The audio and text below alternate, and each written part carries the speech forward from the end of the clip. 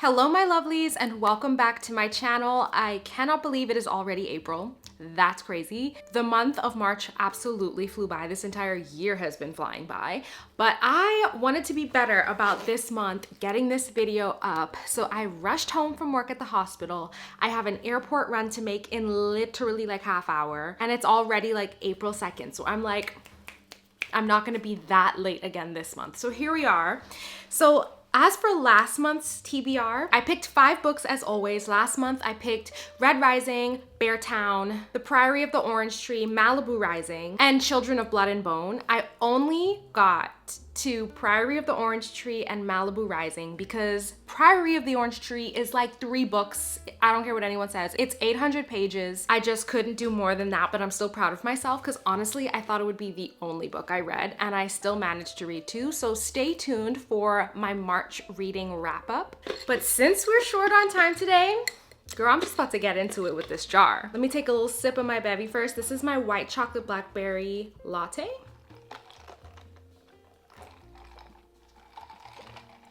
Oh yeah, that hits. So 5 more prompts. Let's see what the month of April brings us. As we know by now, my sticky notes, I feel like sticky notes was a horrible idea. I should have just turned them inside out or something. Okay. Our first pick for April says red on the cover. So let's see what that gives me.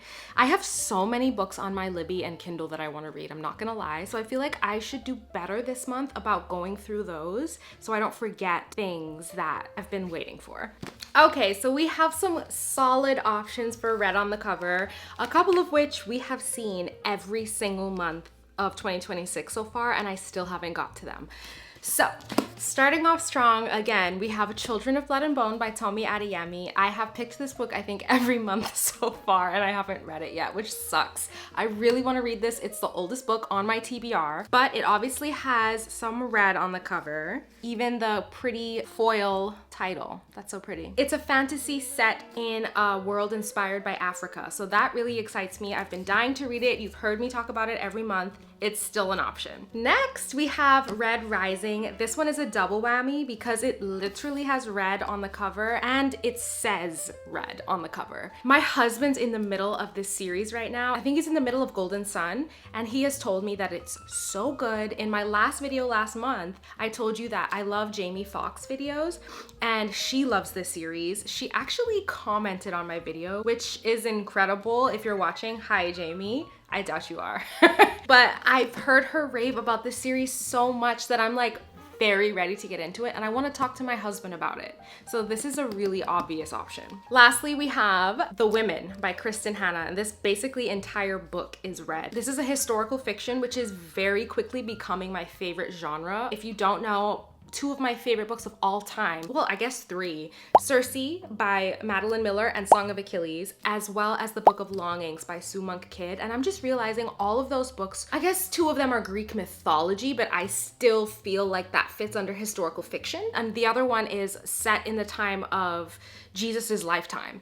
And so anyway, this one is a more recent historical fiction. It's set in the Vietnam War and it follows the nurses who went over to the Vietnam War and came back as unsung heroes, and I'm sure I'm gonna love it. I'm not gonna lie to you though, out of these 3, I have one that's calling to me much more clearly, and that is Red Rising. It is well overdue. Like I even listened, because I'm writing a book, and I was listening to V.E. Schwab's podcast, her episode with Pierce Brown, and just hearing that man talk, I was like, oh, he's a genius. Like he's different. And he fought to get this book published. He went through so many queries, nobody bit, no agents were willing to represent his book. He queried like over 100 agents, which is wild because it just proves to you that there's so much talent out there and rejection does not honestly have anything to do with your potential. It has everything to do with people's ability to see it. And he just kept going until somebody saw his vision, and look at what it's become. So I think I'm gonna read Red Rising by Pierce Brown this month. I hope I get to it this month. So this is our first pick for red on the cover. Okay, going for pick number 2. We've got our second pick. What's it gonna say? Okay, 350 plus pages. It's a hefty book. All right, let's look for it. That's a solid size, you know? And I am, by the way, gonna keep doing the thing where I toss these aside so I don't keep getting them throughout the year, and then when it gets too low, I'll put them back in, because as y'all saw, there was a month where I was getting the same prompts over and over. So we're gonna keep doing that. 350 plus pages. I feel like a lot of these would be that. How much is in The Invisible Life of Addie LaRue? 380, 400. This one counts. The Nightingale is 500 plus pages. Carrie Soto is back. Oh, it is 364 pages. So as I mentioned last month, I read Malibu Rising and Carrie Soto's character made a cameo. So I was like, wait, I have that book. I know about that character. I want to know more of her story. And I didn't realize this was set in the past, which I'm assuming it is. So this is also an option. That's interesting to me. Oh, this is tough. There's probably a lot more that fit this prompt, but these are the three I'm gonna consider for whatever reason. I'm honestly most torn between The Invisible Life of Addie LaRue by V.E. Schwab, because as I mentioned, I listened to her podcast and she is super proud of this book, and everybody that I've ever heard of that's read it has loved it. It's about a girl who can't die, I think, or something like that. I always forget what it's about. Oh my gosh, it's set in the 1700s in France. Yeah, she makes a bargain to be able to live forever without being able to be remembered by anyone she sees. Sounds so good. So this one I've been wanting to read for such a long time, but then as I mentioned, I read Malibu Rising, and now I'm on that kick, that Taylor Jenkins Reid kick. So I kind of want to like stay in that world a little bit while it's fresh in my head. But I've been really excited about this one for so long, and this one is a much more like spontaneous recent excitement that I was not expecting. I think because, like I said, I wanted to stay more fresh, I'm gonna go for Taylor Jenkins Reid, Carrie Soto Was Back, which I know is about a tennis star, and that's essentially all I know. I learned a little bit about her character in Malibu Rising, but the timeline, 6 years after her retirement, Carrie finds herself sitting in the stands at 1994. Okay, so she's older in this book than she was in Malibu Rising. I'm gonna go with this one. That fits the prompt perfectly. It's just over 350 pages, and I'm like excited to get into her vibes. She's kind of not a good person, but anyway. So for our second prompt, we're gonna go with this book. Okay, we're zooming through it. We're already on our third prompt out of 5. This is what happens when you're decisive. I'm usually really indecisive, so I just feel like I'm just whipping it out. Oh, this is 2. I'm gonna go with this one because I got a little peek on the inside. I don't know what it says, but whoa. A book you secretly think you won't like. That one's scandalous. I called myself out on that one. A book I secretly think I won't like. That's crazy. Oh, frig. Yeah. Okay. All right. This is actually the only book on here that fits this prompt, because every other book I have on here, I really am intrigued by and I do think I will like. I don't know if I'm gonna like this book. This is The Unhoneymooners by Christina Lauren, who is a very popular author, and I'm pretty sure this is just a contemporary romance, but contemporary romances have just not been hitting for me. If my contemporary romance doesn't have a literary lean to it, like it doesn't have a lot of depth or introspection or a lot of commentary, I don't feel fulfilled at the end of it. It's very empty for me. So I don't know what this is gonna be like. I actually don't know what this is about.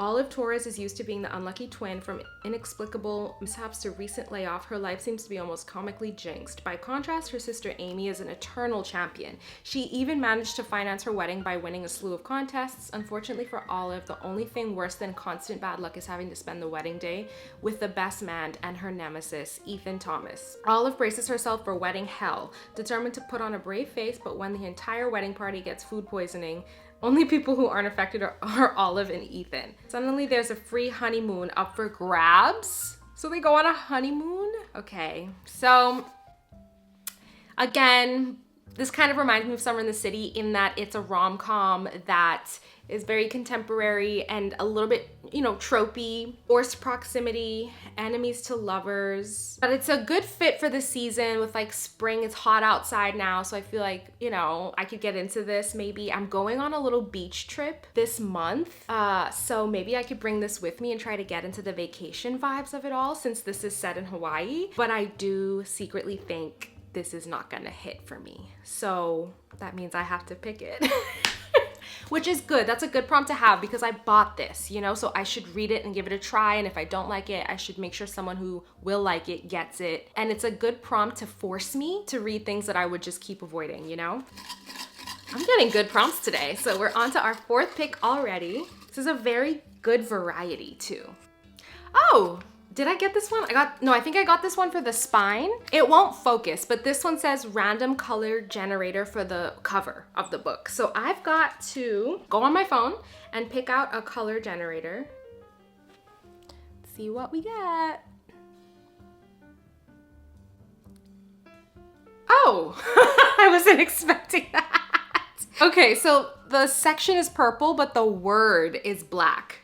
So they want me to pick black on the cover, which is super easy. We've got a haul, guys. Clytemnestra by Costanza Casati has a good amount of black on the cover. This one, I remember when I read it, it blew my mind. Yeah, it's set in ancient Greece. Oh, she's young. This author is a young author. You were born to a king, but you marry a tyrant. You stand by helplessly as he sacrifices your child to placate the gods. Yeah, this book is so good. It's basically like a woman scorned in a position of power and like what she does with it. And I would love to follow that arc. That is my favorite kind of arc in a book. It's actually in the book that I'm writing and it excites me because it's set in ancient Greece. I've already talked about The Invisible Life of Addie LaRue. This is essentially all black. So this is a super good option. Divine Rivals is also a cool one. It's mostly black. It's two young journalists who work in a newspaper company together, and I've heard the writing is really good. I think it's an enemies to lovers. And I've read one Rebecca Ross, A River Enchanted, and I really enjoyed it. It was a good book. So this is another awesome option. I know I'm so late to the game on this one. Everybody has read this. And then lastly, we have Starling House by Alex E. Harrow. And this one is mostly black as well.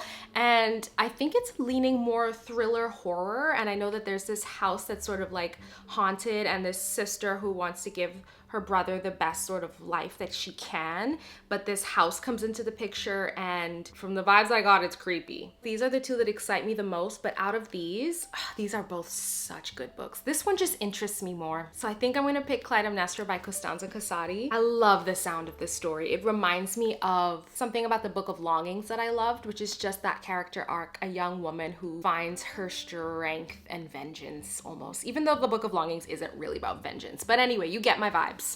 We're doing Clytemnestra. Alrighty, so we're already on our last pick of the month. Let's see. Ooh! It's so annoying. I don't know how to get my thing to focus. It's like sometimes it will, sometimes it won't. But it says Kindle Unlimited, which excites me because there's some books that I don't have physically that are really high on my TBR. So I get to look. Let's see. Oh, I already know what it's gonna be. I just opened the app. I already know what it's gonna be. Yeah. The last book for April, I'm gonna put it on the screen, is The Fifth Season by N.K. Jemisin. This is a fantasy that I have only heard otherworldly raving about. Like everybody says it is the best fantasy book that they've ever read. And I know it's like an older fantasy. I know nothing about what this book is about, but I want to feel the feelings. Like apparently the way it's done is so original and like the plot twists are different and they just hit, and I'm just like, I want to read that. I think I heard like the second or third person mention this book recently, one of my coworkers, and the second she said it, I was like, you know what? It's time to go on Kindle Unlimited and see if I have access to this book, and I do. So it's time to read it. The Fifth Season by N.K. Jemisin. I'm excited about that one. That one didn't take long for me to decide. This is the probably most anticipated book on my Kindle Unlimited right now. Little sip break. Okay, so let's do a little recap on all of the books that I've chosen for the month of April. First, starting with Red Rising again. gonna try to get to it. I'm going to try to get to it this month. I'm so excited about this. And this was for Red on the cover. Next, we had a book that was over 350 pages, and Carrie Soto is Back by Taylor Jenkins Reid. Perfectly fits that prompt at like 360 pages.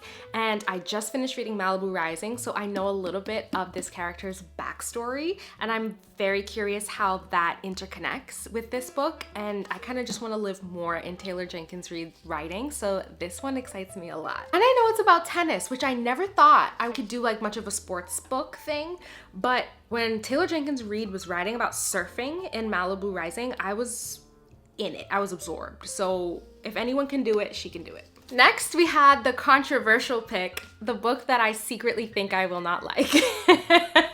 So I picked The Unhoneymooners by Christina Lauren. Hopefully I can read this when I'm on my little beach trip and see how I feel, see if contemporary rom-com can work for me anymore. I'm noticing a pattern. And like, I don't want to rule out a whole genre, but it's just been so obvious. So like, let's see if this book turns it around or if it proves my stereotype correct. Next, we had Black on the cover, and we have Clytemnestra by Costanza Casati. I didn't know what I had in this book until a couple of months back when it fit another prompt and I read what it was about, and I just couldn't believe this had been sitting on my shelf. It's right up my alley, so at any opportunity to pick it again, I ran for it. And I cannot wait to read about what this character does after everybody has wronged her.